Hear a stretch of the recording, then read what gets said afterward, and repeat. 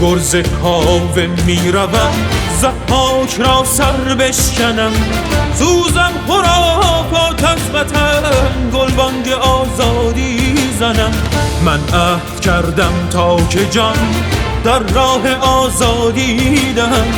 افسرده بادا جان من گر عهد خود را بشکنم. شد خسته جان مردمم از این همه فقر و فساد. از بوی تزویر و ریا شد تیره تا میهنم. شمشیر دار اکنون منم با خون براندازم ستم. یا گردن ظالم زنم یا چرخ را بر هم زنم. یا چرخ را بر هم زنم.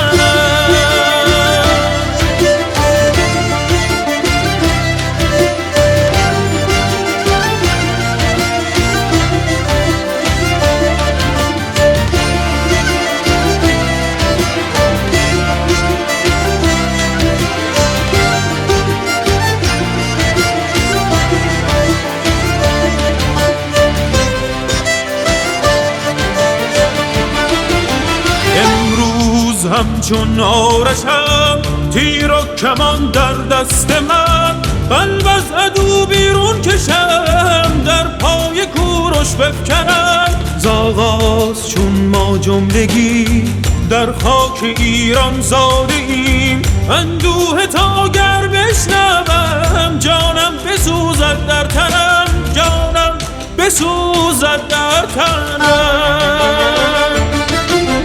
این دردهای مشترک درمان نمی‌یابد جدا.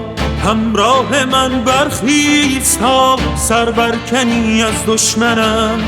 ای آن که فرمانم دهی شعر از درون جان من. گر سرکشم فرمان تو را از تن جدا کن گردنم. از تن جدا کن گردنم.